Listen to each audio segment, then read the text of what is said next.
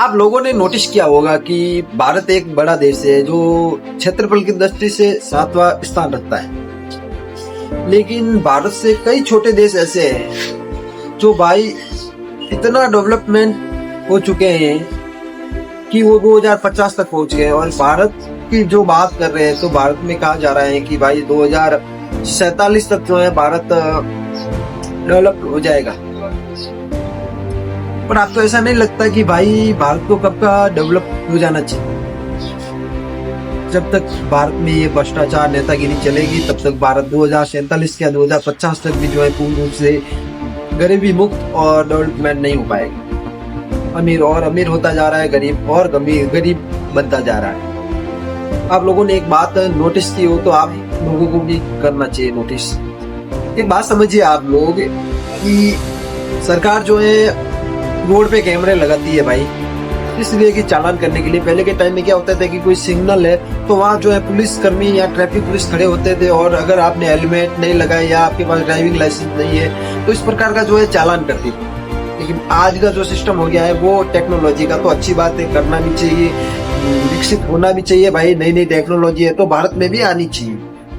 AI कैमरे के साथ में भी तो ठीक है, वो भी भाई अच्छी बात है। जिसमें क्या है कि कैमरे जो है, अगर आपने हेलमेट पहना हुआ नहीं है तो आपको जो आपकी नंबर स्कैन, गाड़ी की जो नंबर प्लेट होगी उसको स्कैन करके ऑटोमेटिकली जो है चालान कट लेगी और आपके मोबाइल फोन पर जो है वो मैसेज आ जाएगा।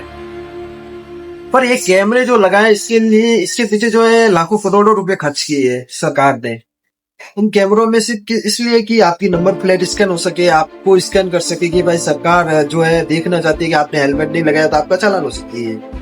पर ये कैमरे सड़क पर जो गड्ढे हैं वो स्कैन नहीं कर पाती क्या?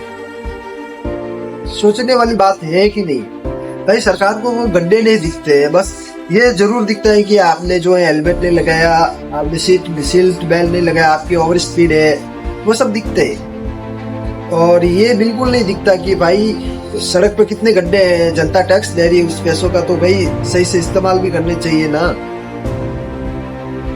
इसी हिसाब से तो चलेंगे तो भाई 2050 तक तो नामुमकिन है आपका सुपर पावर बनने का जो सपना लेके चल रहे हो भाई। दुनिया कहां से कहां पहुंच गई, यही कारण है। अभी एक और बात देख लीजिए आपकी, आप स्कूल जा रहे हो, 12th पास कर दी, फिर आप जो है बड़े होकर क्या बनना चाहोगे? क्या बनोगे? उसके लिए आपको कितनी मेहनत, मान लो आप बड़ा अधिकारी बनना चाहते हो, जैसे कोई कलेक्टर हो गए या IPS ऑफिसर हो गया, तो उसके लिए आपको UPSC क्लियर करनी पड़ेगी। नॉर्मली फंडा है, UPSC आपको क्लियर करनी पड़ेगी। और UPSC क्लियर करने के लिए आपको जो है मेहनत करनी पड़ेगी लगभग 5 से या 6 साल से। वो भी कंफर्म नहीं है कि आपका सिलेक्शन होगा। अगर 5 साल के बाद नहीं हुआ तो आपका टाइम भी गया, और दूसरा जो आप कहीं इन्वेस्ट करते 5 साल में वो भी गया। और अगर आप बन भी गए, आप मानो कलेक्टर बन भी गए और ज्वाइनिंग हो गई अच्छी जगह और काम भी करने लग गए, और ऊपर से कोई 10वीं या 12वीं पास जो, या मानो 5वीं तक ही पढ़ा हो या 8वीं तक ही पढ़ा हो, मंत्री है या मंत्री का बेटा है, कोई भी आपको कॉल करके बोले कि भाई वो काम करो, वहां करो, वो करो, ये केस था उसको सलटा दो, अगर आपने नहीं सलटाया तो आपका जो है तबादला हो जाएगा, यहाँ से वहां ट्रांसफर कर लेंगे।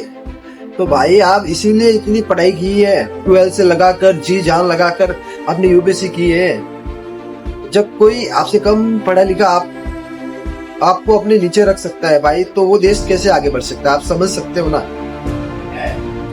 एक 8वीं या 12वीं या 5वीं पढ़ा हुआ वो एक कलेक्टर को बता रहा है कि तू वो कर या वो कर, ये गलत है तेरे लिए, ये सही है, ये तूने नहीं किया तो तेरा ये हो जाएगा, ये मैं कर दूंगा।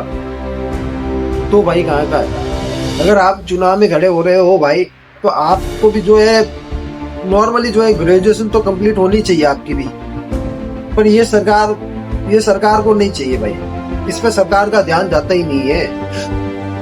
अगर आज भी ये ऐलान कर दे कि भाई ग्रेजुएशन से जो नीचे है मंत्री है उनको हटा दे, तो 75% जो है इंडिया के जो पॉलिटिशियन है वो घर जाके बैठ जाएंगे। तो फिर बोलते हैं कि हमारा देश जो सुपर पावर क्यों नहीं बन रहा है। समझ रहे हो आपने? इस देश का कुछ नहीं हो सकता। जहाँ एक मेहनत करने वाला बंदा जो वो नीचे दबता है और मजे कर करके जो पैसे वो ऊपर